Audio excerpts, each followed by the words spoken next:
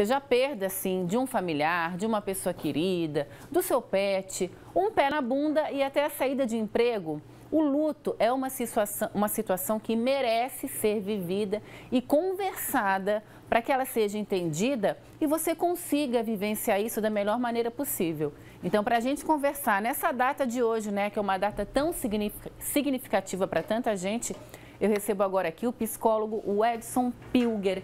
Edson, bem-vindo a Ver Mais. Boa tarde. Olá, boa tarde. Obrigado pelo convite. Imagina, obrigada. Você estava conversando aqui que o luto, então, é uma situação que, querendo ou não, todo mundo em algum momento da vida vai passar e eu acho que o mais importante, precisa ser vivenciado, né? Sim. Nós temos uma cultura onde temos poucos espaços para poder falar sobre o luto, inclusive as perdas, né? A gente às vezes está no happy hour com alguém, tu começa ali a manifestar ou falar de um sentimento ou da morte, muda de assunto, vamos... Ai, que deprê esse assunto, né? Sim, então a gente quase não tem esse espaço na nossa cultura. Não sempre é algo muito recente essa dificuldade de falar, né? Então a gente vem construindo uma cultura de silenciamento do processo de luto. E sim, é uma coisa que todos nós vamos passar, que todas as pessoas já passaram, né? E a gente passa constantemente, porque o luto é um processo natural, é uma reação a uma perda. E essa perda tem a ver com o vínculo com aquilo que foi perdido. Sim, a gente tem lutos por pets, luto por pessoas, lutos por objetos, né? Então, faz parte do nosso cotidiano processos de luto. Tu acha que o fato da gente vir de uma pandemia, onde infelizmente mais de 600 mil pessoas, né, acabaram falecendo por conta disso, virou uma coisa também, porque eram muitas mortes diárias, né? A gente viu durante um tempo, então parecia que era muita gente de luto, parece que deu uma baixada, uma sombra mesmo de todo mundo estar vivendo uma situação que você conhecia alguém, um parente, um familiar. Isso fez com que as pessoas entendessem melhor desse sentimento? A pandemia, ela nos colocou em diversos processos de lutos. Né? Para além das pessoas que nós perdemos, a gente perdeu a própria liberdade de circular, a gente perdeu a roda de chimarrão, que aqui na região é comum. Foram diversos processos de luto que foram vivenciados meio que constantemente. E um dos fatores, né, de vincular principalmente o número de pessoas fez com que as pessoas também se sensibilizassem, né? Não no sentido de apenas com o número, né? Eu não perdi ninguém, então não, né? Mas quando você vê aquele número de pessoas, né? Quando você escuta diariamente várias notícias, você se sensibiliza, né? E não necessariamente a gente fala de um luto que é vivido porque meu parente faleceu por, né? Mas você conhecia alguém, né? E é impossível a gente dizer hoje, não conheci ninguém, né, que morreu por Covid. Por isso. Eu li em alguns lugares que o luto, ele tem algumas fases, que todo luto, a gente passa por essas fases, são fases pré-estabelecidas, como é que funciona esse processo? Então, as fases do luto, né, é um conceito desenvolvido pela médica suíça, Kübler-Ross, que foi quando ela trabalhava, e era um período de pouca literatura sobre luto, né? E ela trabalhava com cuidados paliativos, né? Então, ela organiza de um modo didático as fases do luto. São fases, né, de negação, de raiva, de barganha. Hoje, a literatura, muitos, né, de nós, psicólogos, já tentamos escapar desse discurso de fases, porque ele dá a ideia quase que de uma escadinha, né? Eu cheguei aqui, tá tudo tranquilo. Mais um passo eu superei o luto. E não, né? A gente fala de processos, de polaridades, que é assim, a gente olhar para aquilo que a gente perdeu, para o significado, né, que aquele objeto, aquela pessoa tinha na nossa vida, e a gente também olhar para os processos onde a gente pode superar, de restauração daquilo que se perdeu. Né? É uma falta que permanecerá para a vida toda, mas que a gente possa olhar para ela de um modo saudável, que a gente possa olhar para ela de modo que ela não doa tanto. Porque sempre imagino que vai doer. Sempre vai ter uma falta, né? Costumo explicar o processo de luto como uma cicatriz. Quando você corta, está doendo, está sangrando. Com o passar do tempo, fica só a cicatriz. Mas você se lembra exatamente como você cortou, né? Dependendo do tamanho, né? A intensidade que foi ali, você se lembra exatamente do antes, depois, e aquela cicatriz, tipo, fica na memória, né? Porque acredito que é impossível a gente esquecer. A gente passa a lidar... Aprende a conviver com a ausência, imagino. Isso. E é interessante porque muitas vezes as pessoas entram em sofrimento porque elas não querem perder aquela imagem, né? No sentido, se eu viver bem isso, eu vou perder essa imagem do meu ente querido, né? Entendi. E não, acho que viver saudável, o processo de luto, é você permanecer com aquela imagem, mas quando você acessa aquela imagem, ela não te causa sofrimento, Entendi. Ela não te causa dor, né? E você possa conviver sem cristalizá-la. E uma das tendências que a gente vê das pessoas que perdem alguém, um ente querido, é o isolamento, né? Parece que você quer passar por aquilo sozinho, não quero falar com ninguém. Se isolar para viver essa perda é saudável?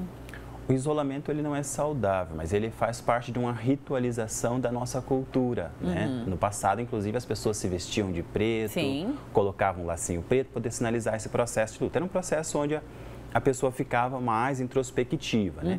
Porém, esse processo de introspecção, de se fechar, ele pode levar a pessoa a desenvolver uma depressão, porque ela se fixa naquilo que perdeu e esquece de fazer um movimento de olhar para as partes saudáveis, para as potências de vida que ainda se tem, né? Entendi. E acho que tem dois paralelos aqui que muita gente às vezes pensa, né? Por exemplo, perdi um ente, né? Eu já ouvi falar que a perda de pai e mãe são perdas que mexem profundamente com a gente, porque eu imagino que tem toda uma coisa da vida, né? Seu pai, sua mãe, mas falam que a perda de um filho é uma das mais devastadoras, assim, e quem passou por isso não se recupera, né? E aí eu quero ver contigo, assim, tem muita gente que passa por uma situação dessa e daqui a pouco, não, parece que nada aconteceu e vou viver a vida, né, para fugir, e outras pessoas que passam por isso e quando realmente querem viver a vida, o povo, não, você não está honrando, quer dizer... Isso realmente acontece assim? Sim, eu acho que quando nós estabelecemos ou tentamos estabelecer uma ordem natural, né? Como se a gente fosse morrer quando atravessar a linha de tal idade, sei lá, 100 anos, né? Então seria mais natural. É natural que o filho enterre os pais. Porém, a vida não é assim, né? A vida não é como a gente gostaria. Ela tem esses... acontecimentos e isso faz com que as pessoas invertam, inclusive, essa ordem estabelecida como natural. Se torna muito difícil para os pais, né, velarem um filho, muitas vezes compreender a morte desse filho ou até mesmo entrar num processo de sofrimento. Eu deveria ter... Por que eu não fui primeiro? Né? Então, por que aí, né? Sem dúvida, qualquer morte, o mais difícil, para além da ordem, é o vínculo com aquilo que se perdeu. Como tu falou, independente do que for. Independente do que for. O vínculo faz com que esse luto seja muito sofrido. Porque muitas vezes não é simplesmente o filho, mas era o parceiro, era aquele que você tomava chimarrão, é aquele que tu esperava chegar para dormir, é aquele que você preparava roupa, aquela comida que a pessoa gostava. Então, são muitas coisas que foram perdidas quando a morte acontece, né? E as pessoas, às vezes, têm dificuldade de compreender, inclusive, o que é isso que eu perdi. Então, nos processos de luta, a pessoa precisa significar isso. Muitas vezes, ela, não, mas eu aceito a morte, né? Ela aceita a morte na razão. Mas não aceita... Na emoção. Nas emoções. E aí a gente fica nas polaridades, né? Racionalmente tu aceitou.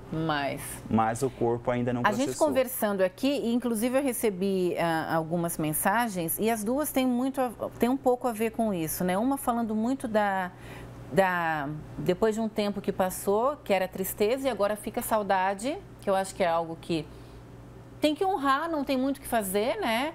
E outro que é o sentimento de culpa. Muita gente carrega esse sentimento de culpa quando perde alguém, um ente querido? O Rubem Alves diz, né, que a morte é onde mora a saudade. Né? E eu acho que o processo de luto, né, ele é superado quando abre espaço para poder viver a saudade. Eu vou sentir saudade. Aceitar aquilo. Eu vou aceitar. Tipo, é aquilo que não tem como reverter.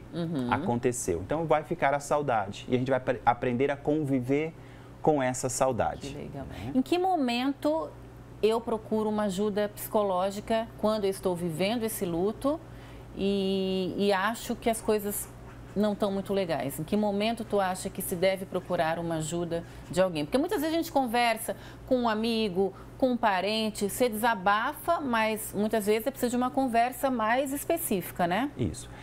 Eu acho que no processo de luto, né, é importante com que a pessoa esteja atenta ao que ela está vivendo, né?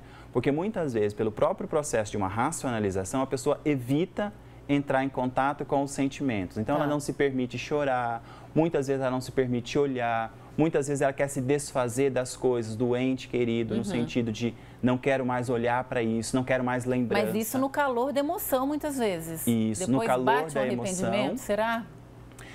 Eu acho que tem muito a ver com as estratégias que cada um vai utilizar para lidar, para enfrentar, né? Alguns acabam tentando evitar, outros acabam, tipo, aceitando, olhando para aquilo, né? Procurar ajuda de um profissional é quando você tá difícil lidar com aquilo, é quando aquilo não tá mais naturalmente, não tá um sentimento de uma perda, tá pesado carregar, O sofrimento tá pesado sofrido. Mesmo. Quando a tua vida meio que para. Isso.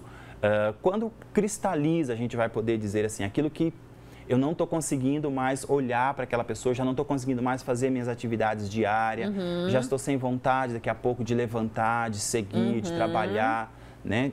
A vida ficou menos ativa. Entendi. Né? E é importante, tipo, busca a ajuda de um profissional, ele também vai te ajudar a olhar para aquilo que se perdeu, né? É natural isso que tu está passando, faz parte. Mas mesmo que não seja um luto patológico, o fato de você entrar em contato, você pensar estratégia, de alguém te estar ali, te estender a mão, Que legal. Se torna mais saudável. Edson, muito obrigada pela tua participação hoje no Ver Mais. Adorei. Para você que está em casa e está passando por essa situação, lembre-se, hoje é o dia mesmo que você pode, né, se permitir. E se a gente sente saudade, gente, é porque foi bom, né?